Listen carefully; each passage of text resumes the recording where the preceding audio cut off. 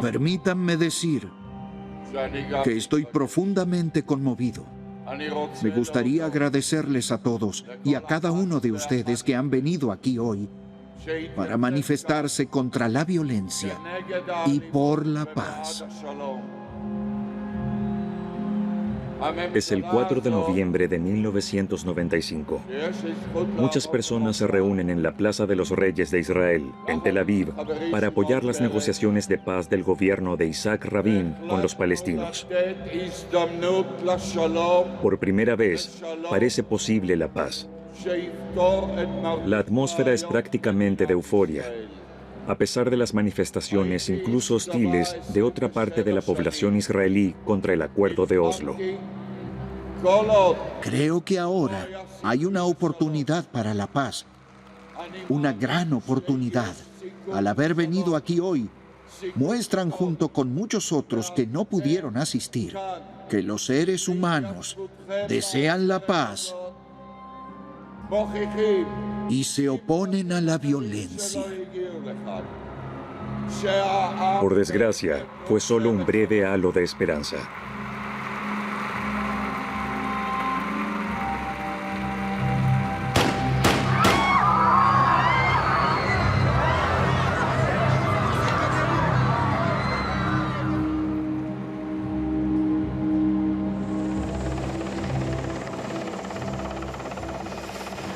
Con el asesinato de Isaac Rabin, los extremistas de derecha de Israel querían detener sobre todo el proceso de paz que acababa de comenzar.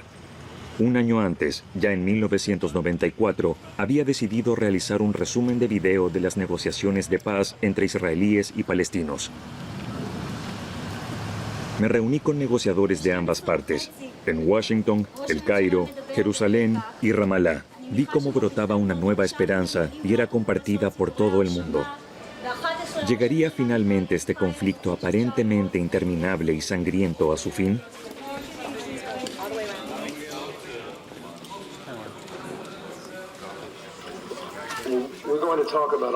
Ahora hablaremos sobre estos temas y luego intentaremos responder a sus preguntas. Realmente espero y creo sinceramente que los palestinos están interesados en el progreso de las negociaciones. Sin un interés común no hay acuerdo. La paz no puede ser forzada.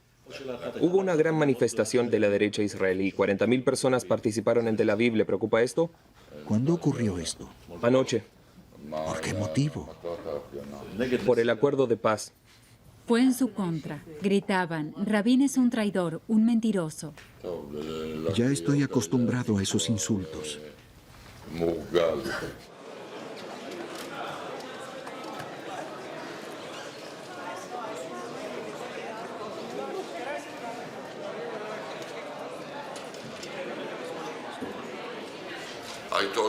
Señor presidente, le digo que en mi opinión estamos ante el éxito en las conversaciones con los palestinos. 1994 debe ser el año de las grandes decisiones en el proceso de paz.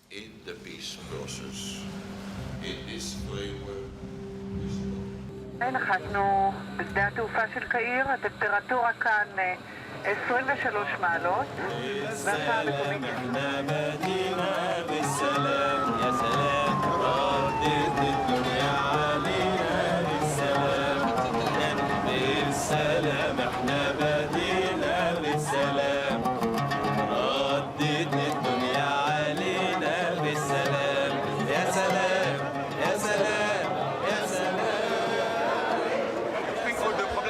¿Cree que los problemas ahora ya están resueltos? Incluso si aún no lo están, mañana a las 11 a.m. deberíamos llegar a un acuerdo. ¿Cómo se siente? Me siento muy bien. Honorable and distinguished guests, ladies and gentlemen, the signing of the Gaza-Jericho Self-Rule Agreement.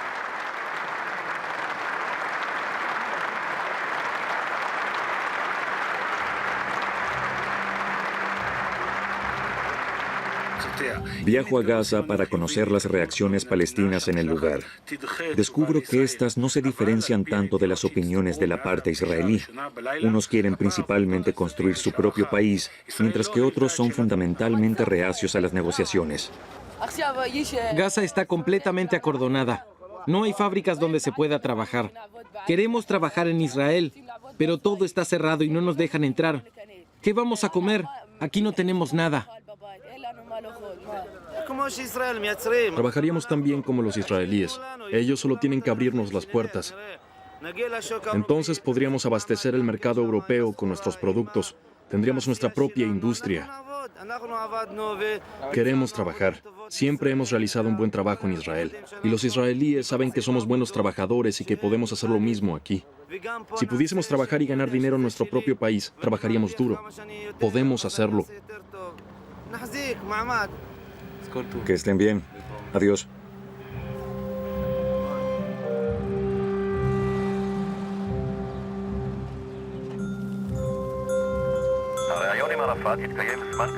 Antes de reunirse con la delegación israelí, Arafat explicó en una entrevista que las condiciones para la retirada de Israel de Jericó y Gaza se estipularían en cuestión de semanas. Estoy en contra del proceso de paz. Soy miembro de Hamas y por eso estuve en la cárcel. Y le aseguro que este proceso de paz no producirá nada concreto. Los palestinos ya no confían en Arafat. Soy miembro de Hamas. Sé de lo que estoy hablando. Aquí no hay nada concreto y la gente lo sabe. Ni un solo prisionero fue liberado. Arafat no ha cumplido sus promesas. Israel hace lo que quiere y se resiste a su antojo. Nuestro presidente no ha mantenido ni una sola promesa porque no es lo suficientemente fuerte. ¿Por qué ha prohibido la lucha armada? ¿Por qué deja que Israel haga lo que quiera? Necesitamos la lucha armada como un medio de presión. Ahora con Arafat hemos perdido esa oportunidad y ya no podemos presionar a Israel. ¿Dónde está la paz? No hay paz mientras nuestros hermanos no sean liberados de prisión. ¿Están sus hermanos en la cárcel? Todos los prisioneros son mis hermanos. ¿Pero son realmente sus hermanos? Todos los prisioneros son mis hermanos, ya sea de Cisjordania o de Gaza, son como mis hermanos. ¿Qué opina sobre la política de Arafat? La política de Arafat, todos esperamos que mejore aquí. Deberían venir aquí y ver cómo nuestros jóvenes son asesinados ante nuestros ojos sin que podamos ayudarlos. ¿Dónde vive? En Sheshaiya. ¿Cómo está la situación allí? La situación en Sheshaiya, bombardeos, disparos, disparan a todo lo que se mueve, incluso a niños que van a la escuela. Ven a alguien en su tienda y se lo llevan. Ayer una mujer embarazada y su hijo murieron como mártires en Jerusalén. ¿Usted qué cree? La situación aquí es terrible.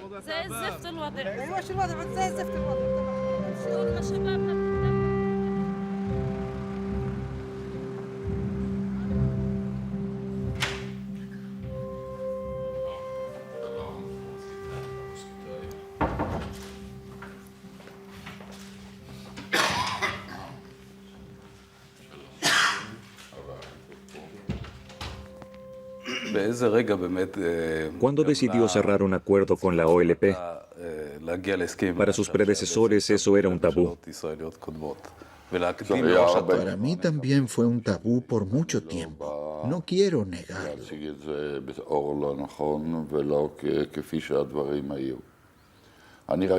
He observado los procesos entre los palestinos, tanto entre los palestinos en los territorios como entre los demás. Los palestinos están divididos en dos bandos.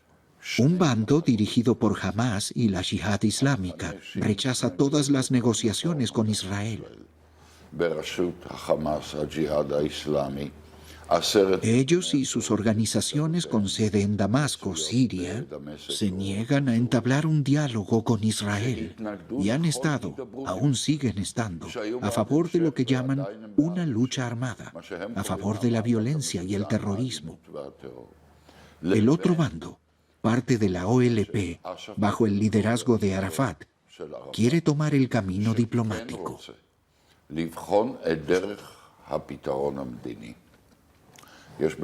Por supuesto que hay discusiones, principalmente sobre la forma de llegar a una solución de paz duradera. Pero le damos una oportunidad a la paz. Es por eso que estoy aquí. Lógicamente con reservas y dudas internas, pero las decisiones estratégicas no deben ser controladas por emociones. Durante décadas se han acumulado muchos resentimientos entre nosotros, en ellos, en él, en mí. Décadas de resentimiento y lucha. Pero la paz se firma con los enemigos, a veces incluso con los enemigos más acérrimos. 20 años después, ¿qué queda de ese breve halo de esperanza? ¿Quién está comprometido por la paz en estos días? ¿Es posible aún un diálogo entre israelíes y palestinos? ¿Y quién podría ponerlo en marcha? Decido comenzar mi viaje durante el actual gobierno de Benjamin Netanyahu.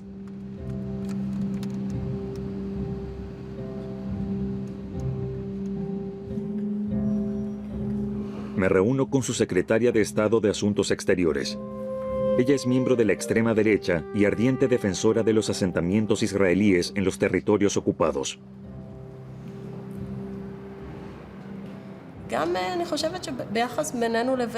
Creo que los ciudadanos de Israel quieren un Estado que se presente en sus relaciones con el resto del mundo con la cabeza en alto y orgulloso de las cosas maravillosas que hemos logrado aquí. Que no tenga que justificarse, porque estoy convencida de que el Estado de Israel solo quiere lo mejor. Y si cometiésemos errores en nuestra lucha por la existencia, somos los primeros en buscar limitar los daños. No queremos lastimar a nadie. Los asentamientos no son el problema, por lo que la retirada tampoco es la solución. Asentamientos como los de Galilea o el Negev, de los que estoy muy orgullosa, son parte de nuestra herencia pionera. Así que los asentamientos permanecerán y en Cisjordania se aplica la ley israelí. No es realista que personas fuesen enviadas allí por los diversos gobiernos y no pertenecieran al Estado israelí. Debemos comprender que el conflicto con nuestros vecinos no se trata de fronteras, como afirman algunos. La verdadera cuestión palestina se basa en nuestra presencia desde 1948 y no en las fronteras de 1967. Los líderes palestinos todavía no aceptan nuestra presencia aquí. ¿Y si eso sucede? ¿Si lo aceptan? Entonces vuélvame a entrevistar, Amos. En este momento no hay progresos en ese sentido, solo una radicalización progresiva dentro de la sociedad palestina. No vivo en un mundo de fantasía, vivo en un mundo político y realista, Amos. ¿Eso qué significa? En un mundo político y realista deberíamos continuar construyendo asentamientos, sin importar dónde en Israel, y dejar de contarle al mundo ese cuento sobre la ocupación. No somos ocupantes en nuestro propio país. No existe esa historia de la ocupación, además de que carece de cualquier base legal.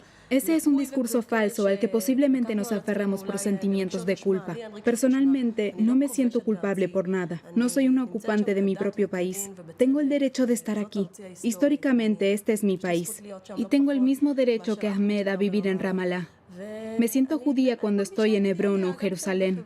Ehud Olmert le ofreció algunos territorios, pero Mahmoud Abbas rechazó la oferta. ¿Qué es lo que quiere?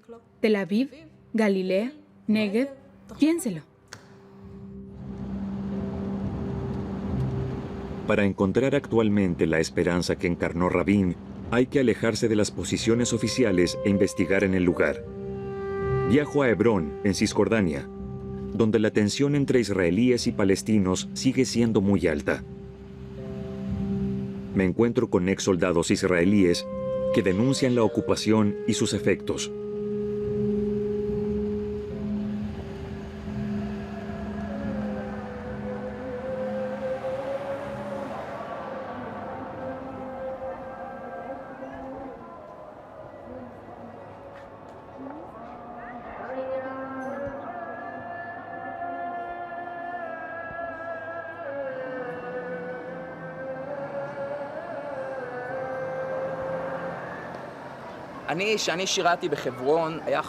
Mi servicio militar en Hebrón fue muy duro. Cuando dejé Hebrón, juré solemnemente nunca más poner un pie allí.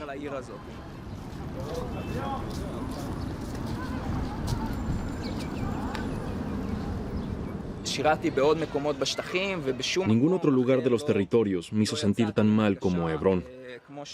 El servicio militar aquí es realmente insoportable.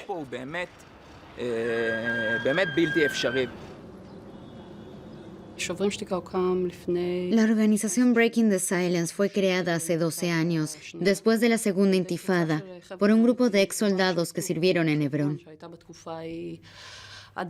Hasta el día de hoy, Hebrón es uno de los lugares más duros y sangrientos de los territorios. Al grupo le pareció que la opinión pública debía enterarse de las condiciones de allí y de la vida cotidiana de los soldados. Entraron en acción y como prueba de su testimonio recogieron fotos que habían tomado durante su servicio militar. Esto condujo a un acalorado debate, cuando de repente quedó claro cuán grande era la brecha entre la realidad en Hebrón y nuestra idea de lo que era.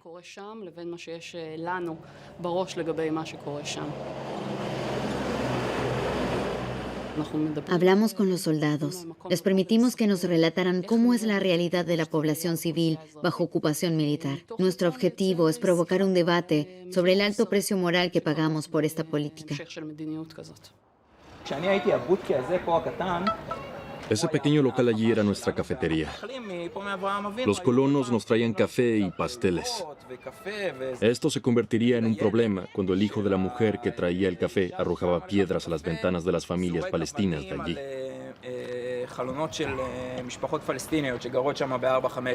En realidad, deberíamos haberlo arrestado.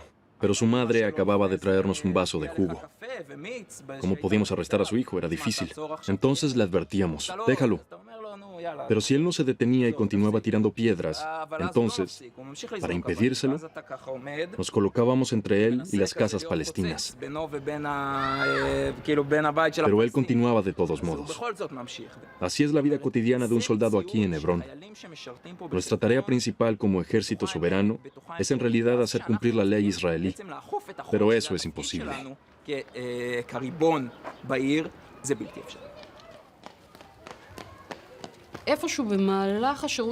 Durante mi servicio militar, comencé a plantearme preguntas. Mi visita a Hebrón junto con la organización Breaking the Silence fue finalmente decisiva para mí. Recuerdo una sensación muy fuerte. Me pareció inaceptable que exista un lugar así y que no supiera nada al respecto. Y aún más insoportable, todo esto sucedía en mi nombre. ¿Ha empeorado la situación bajo el gobierno actual? Nuestro gobierno actual está chiflado. Colonos jóvenes y chiflados gobiernan el país. Ocurre algo muy perturbador. Existe, por ejemplo, una organización de colonos que está financiada en parte por fondos públicos. Han metido espías en nuestra ONG y filmaron con cámaras ocultas.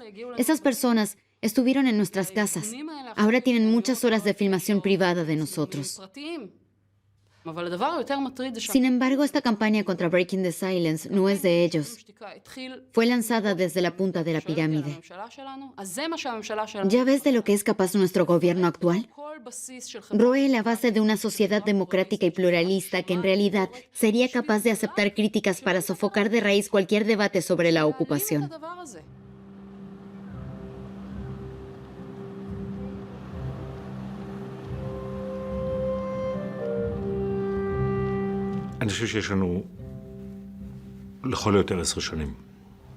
En mi opinión, aún tenemos unos 10 años. No quiero decir que Israel colapsará o será destruido en 10 años. Pero si Israel no cambia radicalmente su curso de aquí a 10 años, en menos de 10 años habremos cruzado la línea donde aún sea posible una reversión.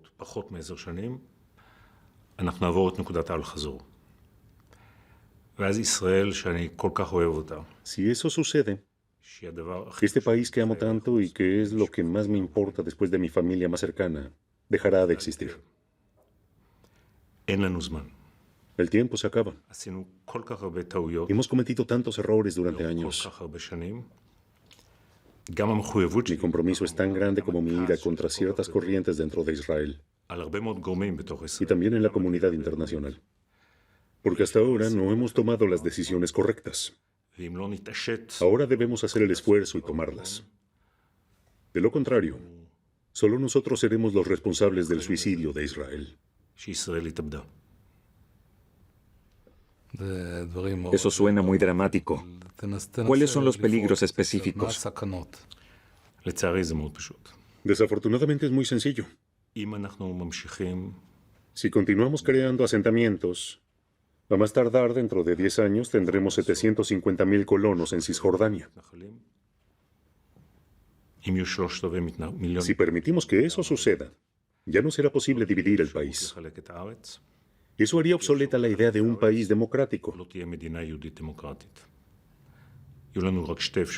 porque solo nos quedarían dos opciones: darles a los palestinos la ciudadanía plena y así enterrar el Estado judío, o restringir sus derechos como ciudadanos y así enterrar la democracia.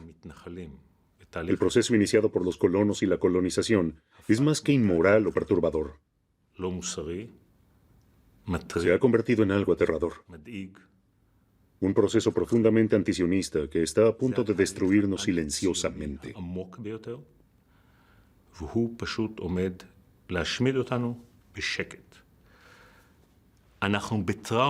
Estamos traumatizados por los reiterados fracasos en el proceso de paz. Por lo tanto, nadie se atreve a ponerle fin a este terrible sistema del que hablo. Ya no tenemos la fuerza para volver al punto donde estábamos cuando fue asesinado Isaac Rabin.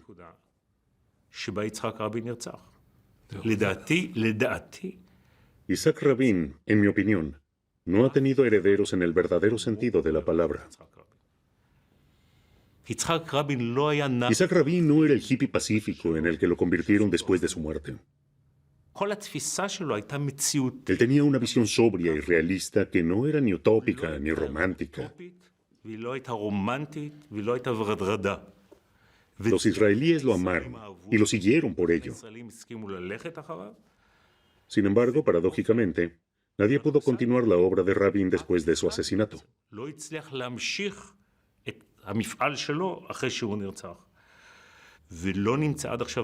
Carecemos de líderes apropiados.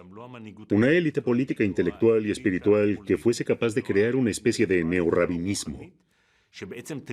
Un enfoque realista, sionista y nacionalista que llevaría a una división del país, considerando las particulares circunstancias del país en el que vivimos.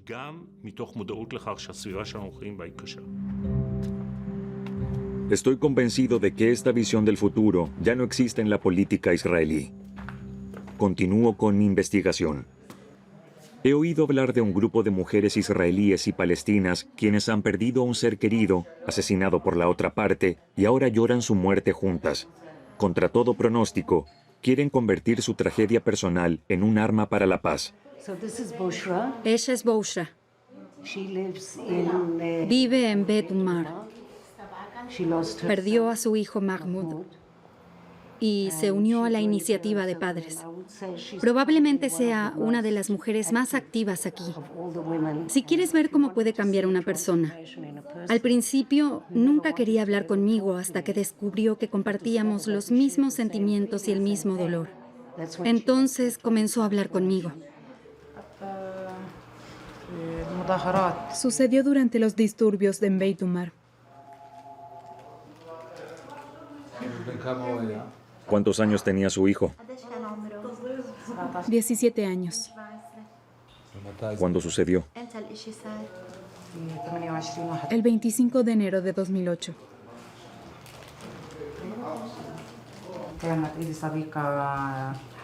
Una amiga me contó sobre la iniciativa. Al principio no quería saber nada de esto, pero ella me invitó a tomar un café. Allí conocí a mi querida hermana Robbie.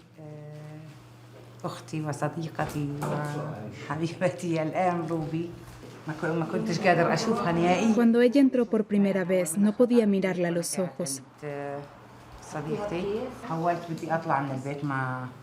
La proximidad a una mujer israelí me parecía insoportable.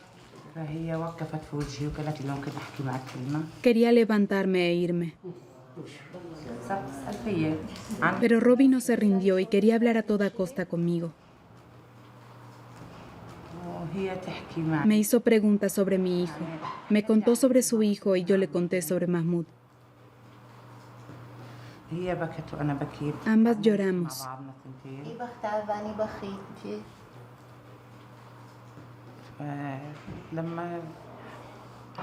Después de eso, pude comprender su dolor por su hijo y olvidé que era israelí.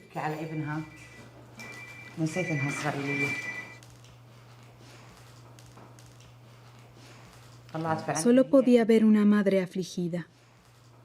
Sus lágrimas y mis lágrimas son las mismas. Es fácil hablar de paz y reconciliación, siempre y cuando no tengas que mirar a la cara al asesino de tu hijo. A lo largo de los años he pensado mucho en ello. Entonces, les escribí una carta a los padres de ese francotirador. Y unos años después, recibí una respuesta muy dura. Fue entonces cuando me di cuenta de que la reconciliación nunca puede tener lugar de inmediato, sino que es un proceso que dura años. No necesitamos grupos como B'Tselem y Breaking the Silence que nos refrieguen en la cara lo que está saliendo mal. Mi problema con estos grupos es este. Está claro que hay problemas y quiero que estos se muestren, se traten y se eviten. Me alegro que existan estas ONGs. Pero si se unen a una campaña internacional cuyo propósito no es la reconciliación, sino la destrucción de Israel como país del pueblo judío, incluso si no hay una mala intención detrás, entonces no los apoyo. Esta hipocresía me pone de los nervios. Vendror, no se ponga nervioso. El problema es que el Estado de Israel no resuelve ni un solo conflicto. Somos nosotros quienes hacemos que los demás se entrometan. Por ejemplo, al negarnos a establecer las fronteras. Exacto. Algunos archivos deben cerrarse de una vez por todas. Bueno, mire, hasta ahora ha apoyado casi todas las iniciativas de paz. Pero no olvide que los palestinos rechazaron cada vez que se hizo una propuesta de paz seria, como los planes de Clinton u Olmert. No podemos culpar siempre a Israel. No quieren una solución de dos estados. En ambos bandos hay grupos que están entorpeciendo los esfuerzos de paz. Por supuesto que somos en parte responsables. Lo siento, pero el proceso de negociación, tan difícil y doloroso como haya sido, con todos los bombardeos, logró de todos modos fuertes mecanismos de cooperación. Esas ONGs y organizaciones de las que habla solo llenan en realidad un vacío que deja el gobierno. El gobierno, es soberano. Recuerde el asesinato de Rabin. Sin duda una experiencia traumática, pero lo superamos. En absoluto. Todas esas ONGs son contraproducentes. Quiero la paz. Esas ONGs quieren lo contrario. No lo creo. Solo refuerzan el odio a Israel y la resistencia de los palestinos. Hablemos de paz. De acuerdo. En mi opinión, la motivación de la mayoría de estas personas es su conciencia y la ausencia de una visión política a nivel nacional. Aunque nuestras instituciones estatales son soberanas, las condiciones siguen siendo las mismas que en el salvaje oeste. Contrariamente a la opinión de Vendror Yemini, las ONGs que trabajan por los derechos humanos ofrecen actualmente los pocos espacios en los que los palestinos y los israelíes pueden reunirse pacíficamente. El debate sobre si Netanyahu es un oportunista o un ideólogo aún no está cerrado. ¿Solo está interesado en el poder y no le importa la realidad? Opino que es un ideólogo. También estoy convencido de ello. Su motivación no es la religión. Él no es creyente. Tiene una conciencia histórica, pero no cree en la llegada del Mesías. Creo que solo está interesado en conservar los territorios ocupados, que cree que son vitales para Israel. Por lo tanto, solo ve en los palestinos que viven allí un problema administrativo y no un dilema moral o democrático.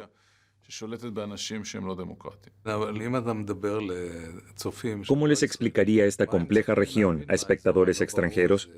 ¿Cómo debe comprenderse? Se parece cada vez más a una telenovela. Un día son héroes, al día siguiente son los villanos, y el día siguiente vuelve a ser al revés. Es una serie exitosa que se vende muy bien. Por supuesto que desde una perspectiva occidental, todo esto es un poco confuso. La situación de Medio Oriente está completamente desquiciada. Intente explicarle la situación a un estudiante de Francia, Gran Bretaña o Estados Unidos. ¿Qué significa ese desquicio? Les explicaría, se trata de un conflicto que ha durado más de un siglo y se basa en una sensación de amenaza existencial, tanto para los palestinos como para los israelíes. Aún no se ha encontrado la paz para ambos, pero también diría, y esta posición es la de nuestro periódico, que la división del territorio es el mal menor. Seguramente será difícil y doloroso y no calmará los sentimientos de injusticia de los palestinos o el miedo al exterminio de los israelíes. Sin embargo, en lo que se refiere a la idea de un Estado unificado con los mismos derechos civiles para todos, esta propuesta ha demostrado ser inestable y difícil de implementar y gestionar, como puede observarse incluso en países más pacíficos como Bélgica y Canadá. Aplicar este sistema en Medio Oriente no sería fácil. La solución de dividir el país parece la más probable. El periodista Gideon Levy ha visitado los territorios palestinos regularmente desde hace 30 años para observar allí el impacto de la ocupación en la vida diaria. Sus artículos aparecen semanalmente en el periódico Haaretz y todos tienen como objetivo luchar contra la propaganda contra los palestinos. ¿Vienes a menudo a Hebrón, Gideon? Depende completamente de los acontecimientos del día. Últimamente venimos a menudo. Hebrón es actualmente el centro de la resistencia. Últimamente la ciudad vuelve a aparecer con frecuencia en las noticias. En los últimos 2 meses hemos estado tal vez 5 o 6 veces allí. Jerusalén no nos interesa y el resto de Cisjordania está tranquilo. Intentamos rehumanizar a los palestinos, devolverles su humanidad. En ese sentido, cada retrato es importante. La prensa israelí ha deshumanizado sistemáticamente a los palestinos a lo largo de los años. Incluso las víctimas más evidentes no son percibidas como seres humanos, es decir, Alex le vuelve a dar un rostro a las personas. Le expliqué al equipo la importancia del trabajo que realizas desde hace años. ¿Desde hace cuánto que lo haces ya? 30 años. A ambos lados de la frontera se discute mucho sobre este conflicto, aunque se trata principalmente de conceptos, sugerencias generales. Sin embargo, tú muestras individuos. Muestras los efectos de la ocupación en individuos. Muestras casos concretos. En su contexto, ese es mi objetivo. Lo que me desconcierta una y otra vez es con cuánta calidez somos recibidos a pesar de que somos israelíes. Preferiría no haber dicho esto. Enseguida nos lanzarán una piedra. Pero por supuesto que él tiene razón. Hasta ahora nadie se ha negado a hablar con nosotros. Incluso nos han hablado padres que han perdido a su hijo la noche anterior. ¿Piensa que este círculo vicioso de venganza y revancha puede romperse? Sí, si logramos la paz. Si los políticos quisieran, tendríamos paz en el lapso de 24 horas y no de 24 años de parloteo inútil. Solo un líder de nosotros y uno de ustedes deberían acabar la ocupación con las palabras, ahora se acabó, basta.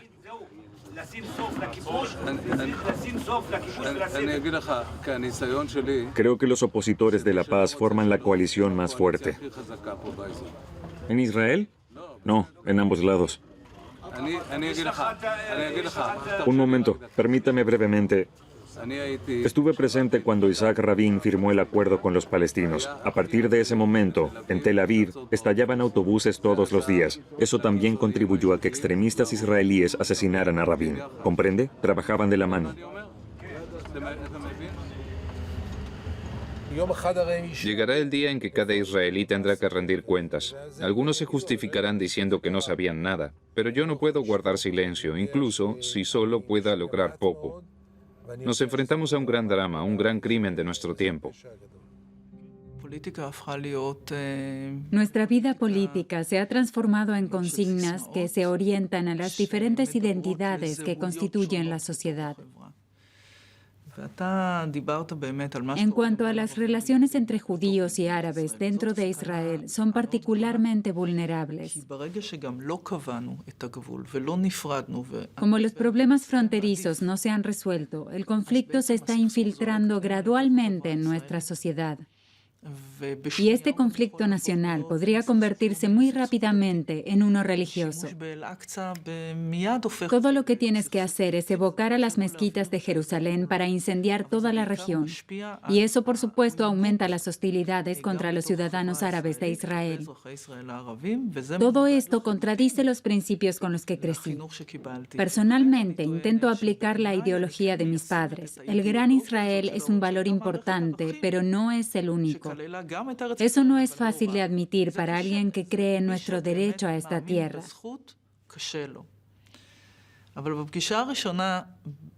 En mi primer encuentro con Ahmed Kurey en Anápolis en 2007, primero discutimos ambos sobre nuestros derechos. Le di el programa completo, la Biblia, el pueblo judío.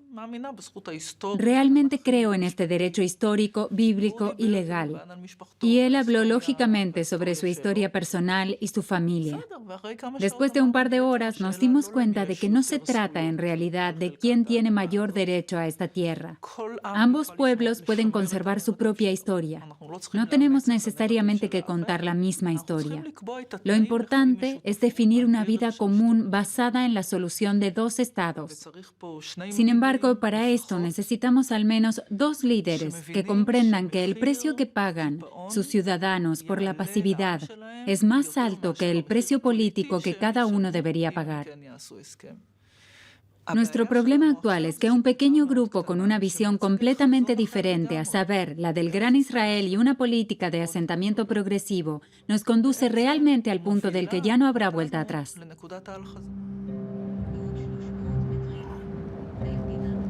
Incluso entre los asentados hay voces que defienden la convivencia. Tecoa se encuentra a unos 20 kilómetros de Hebrón. Este asentamiento, fundado por un rabino ya fallecido, siempre ha enfatizado la comprensión hacia los vecinos palestinos. Actualmente, la hija y la nuera del rabino continúan con su proyecto para superar el odio mortal al que se enfrentan directamente.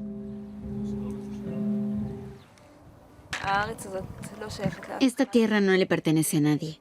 Le pertenece a Dios. La historia nos ha traído aquí. Y la historia también ha traído aquí a los árabes. Mis conocimientos de historia no son perfectos. Pero la cuestión no es a quién culpar, sino lo que deberíamos hacer ahora. Debemos dejar de culparnos mutuamente y aprender a convivir. Debemos concentrarnos en eso. Creo profundamente que los asentados y los palestinos conseguirán la paz. Porque nosotros somos aquellos que en realidad vivimos juntos. Realmente espero que mi sueño se haga realidad algún día, gracias a mí y a los demás. El sueño de que cada asentamiento organice actividades para niños, partidos de fútbol y demás, junto con la aldea árabe más cercana. Todo lo que sea necesario para darse cuenta de que la gente del otro lado es tan humana como ellos mismos. Debemos cambiar la imagen del enemigo. No necesitamos tener más miedo. Tenemos que decirle al miedo, has hecho tu trabajo, ahora haremos algo diferente.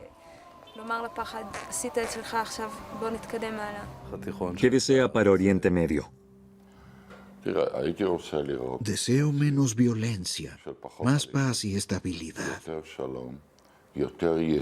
Sin embargo, lo que amenaza la estabilidad no es solo el conflicto árabe-israelí. Actualmente existe un movimiento que podríamos llamar Jomeinismo sin Jomeini. una corriente islámica extrema que amenaza con poner en peligro a los estados árabes moderados. Vemos lo que sucede en Argelia, vemos lo que sucedió en Sudán, hemos visto lo que sucedió en Líbano y vemos el terrorismo islámico radical entre los palestinos. ¿Existe la amenaza? Sí. Para detenerlos debemos crear una realidad que elimine el caldo de cultivo para esas corrientes extremistas. Sobre todo, debemos luchar por la paz y promover el desarrollo económico y social de los socios árabes con los que hemos firmado un acuerdo para eliminar dos riesgos: el odio a Israel y, lo que quizás sea más importante, los problemas económicos que enfrentan.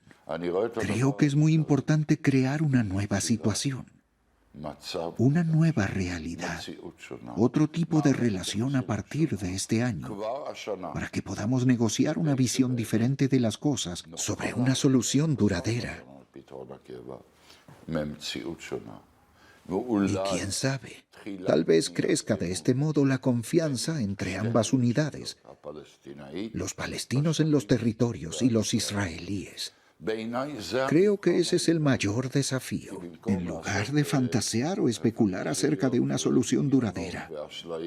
Primero debemos dar pasos intermedios en el proceso de paz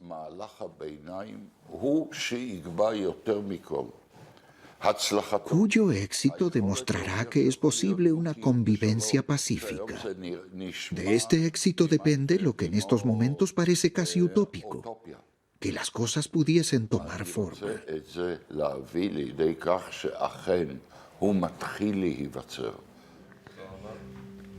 ¿Podría Rabin haberse imaginado que más de 20 años después de su violenta muerte, el conflicto se seguiría intensificando y que la situación se agravaría aún más?